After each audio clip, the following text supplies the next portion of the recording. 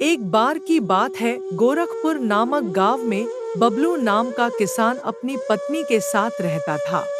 उसके पास दो बैल और एक अपना छोटा सा खेत था। बबलू रात दिन मेहनत करके खेती करता था। तब कहीं जाकर बबलू के पास खाने जितना अनाज हो पाता था। बबलू गरीब होने के साथ साथ ईमानदार भी था। बबलू की पत्नी हमेशा अपने भाग्य को कोसा करती थी। ना जाने किस जन्म के पाप भोगने पड़ रहे हैं, जो इतनी गरीबी उठानी पड़ रही है। ना जाने ऊपर वाला अपनी किस दिन सुनेगा। अरे आरती, हम अपने कर्म के अलावा कर भी क्या सकते हैं? देना या ना देना ये तो सब ऊपर वाले के हाथ में है। अपने सोचने से क्या होगा? हाँ जी, आप बोल तो ठीक रहे हो। लेकिन 2 साल से हमारे गांव में ठीक से बारिश न होने के कारण हमारी फसल खराब हो रही है।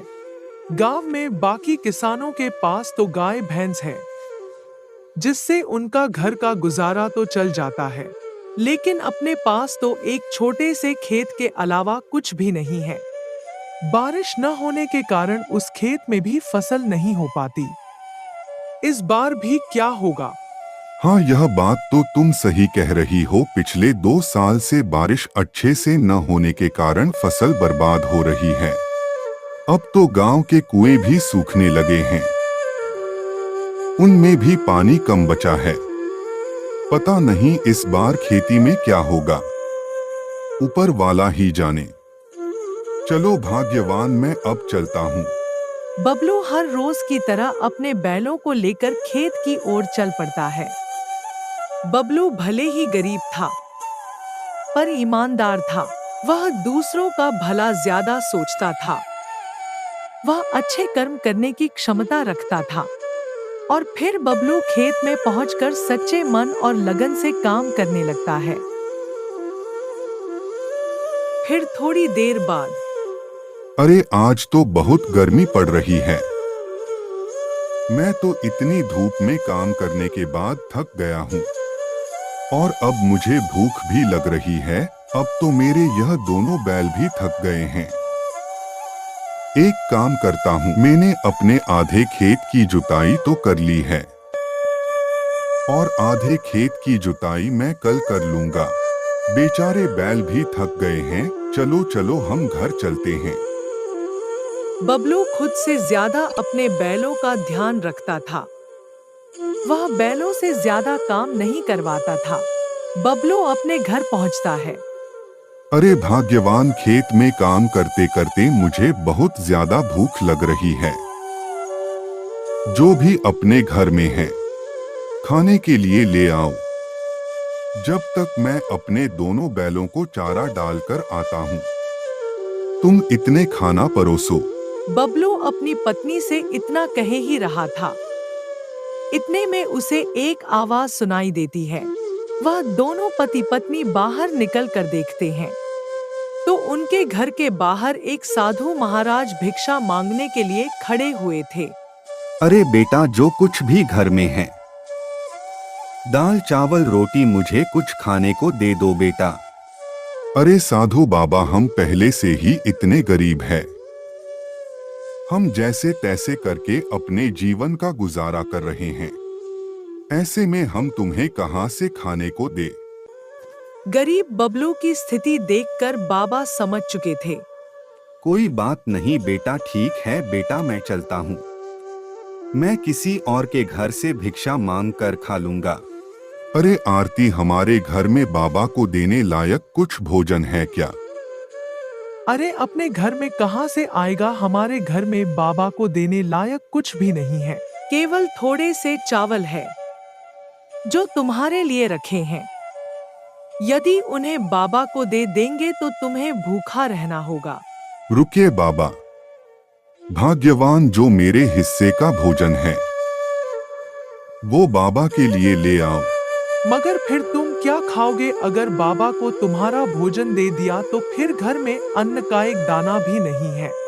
तुम्हें भूखा रहना होगा। आरती, तुम इस बात की चिंता मत करो, मैं तो भूखा रह लूंगा अगर मैं बाबा को घर से भूखा जाने दूंगा। तो मेरे गले से भी खाना नहीं उतरेगा। जाओ तुम बाबा के लिए वो भोजन ले आओ। बबलू की पत्नी बबलू के कहे अनुसार बाबा को खाना लाकर दे देती है। धन्यवाद बेटा धन्यवाद। भले ही तेरे अब बुरे दिन चल रहे हैं, पर ऊपर वाला सब देख रहा है। वह तेरी एक दिन अवश्य सुनेगा बेटा, सब्र रख। हर रोज की तरह आज सुबह भी बबलू अपने दोनों बैलों के साथ खेत की ओर चल पड़ता है। बबलू अपने खेत की जुताई कर ही रहा था। इतने में एक अमीर व्यक्ति बबलू के खेत की ओर से निकल रहा था, तो वे बबलू के पास आकर कहता है, अरे भाई, यहाँ आसपास कहीं पानी मिल सकता है क्या? भाई साहब, यहाँ से कुछ ही दूरी पर एक कुआं है, आप वहाँ जाकर पानी पी सकते हो। अरे भाई, तुम बहुत मेहनती लग रहे हो। तुम इतनी मेहनत क्यों करते हो? जरा देखो तो कितनी गर्मी हो रही है। भाई साहब, मैं अपने और अपनी पत्नी के 2 वक्त के खाने के लिए इतनी मेहनत करता हूँ। अरे तुम इतनी मेहनत करने के बाद अभी भी गरीब के गरीब हो। तुम तो अच्छे से काम करते हो, फिर भी तुम गरीब हो। मुझे तो नहीं लगता कि कर्मों का फल मिलता है। नहीं नहीं भाई साहब, मुझे पूरा विश्वास है कि ऊपर वाले के घर देर है पर अंधेर नहीं है। जो अच्छे कर्म करेगा उसे अच्छे कर्मों का फल जरूर मिलेगा। भले ही देर से मिले पर मिलेगा जरूर। शायद मुझे अभी नहीं मिला पर एक दिन जरूर मिलेगा। बबलू की बात सुनकर अमीर आदमी हंसता है और वहां से चला जाता है। बबलू ने अपनी मेहनत जारी रखी, परंतु खेत को जोतते जोतते बबलू का पैर अचानक हल के नीचे आ जाता है, जिसके कारण बबलू का पैर घायल हो जाता है। बबलू दर्द के मारे चिल्लाने लगा, अरे ऊपर वाले, मेरा पैर तो कट गया है। वो अमीर आदमी सही कह रहा था कि कर्मों का कोई फल नहीं होता। मैं अच्छे काम कर रहा हूँ तब भी मेरा पैर घायल हो गया। मैंने किसी का क्या बिगाड़ा है जो मेरे साथ ऐसा हुआ। जैसे तैसे करके बबलू अपने घर पहुंचा। जो सब हुआ वह सारी बातें अपनी पत्नी को बताई। जी, आज तक हमने किसी को परेशान नहीं किया है। हमें हमारे अच्छे कर्मों का फल जरूर मिलेगा। बबलू को अपनी पत्नी की बात सुनकर तसल्ली हुई। अगले दिन बबलू जख्मी होने पर भी अपने दोनों बैलों को लेकर खेत की ओर चल पड़ता है। अरे अब तक बारिश भी नहीं आई, अब मैं अपने खेतों की सिंचाई कैसे करूंगा। चलो एक काम करता हूँ, अपने खेत के कुएं में जाकर देखता हूँ कि उसमें कितना पानी है। यदि उसमें पानी होगा तो मैं अपने खेत की सिंचाई कर लूंगा। बबलू अपने खेत के कुएं के पास जाता है, मगर कुएं में एक बूंद भी पानी नहीं था। कुआं पूरा सूखा पड़ा था। यह देखकर बबलू उदास हो जाता है। अरे मेरे खेत का कुआं तो बिल्कुल सूख गया है। अरे ऊपर वाले, ये कैसी परीक्षा ले रहे हो।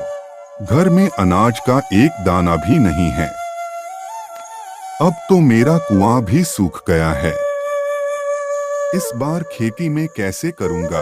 ऊपर वाले, में एक काम करता हूँ, अपने कुएं के अंदर जाकर खुदाई करता हूँ, क्या पता पानी निकल जाए।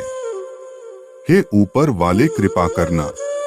इतना कहकर बबलू कुएं के अंदर उतरकर खुदाई करने लगता है। थोड़े समय बाद कुएं के एक पत्थर के अंदर से पानी निकलना शुरू होता है। यह देखकर बबलू हैरान हो जाता है। अरे वह, मुझे तो अपनी आंखों पर विश्वास ही नहीं हो रहा। मुझे तो लगता है यह मेरे अच्छे कर्मों का फल है, मुझे मिला है। आरती सही कह रही थी कि हमें हमारे अच्छे कर्मों का फल जरूर मिलेगा। ऊपर वाले ने तो मेरी सुन ली। अब मैं इस पानी से अपने खेत की सिंचाई अच्छे से कर सकूंगा। बबलू की खुशी का कोई ठिकाना नहीं था। बबलू पानी को देखकर बहुत खुश हो गया।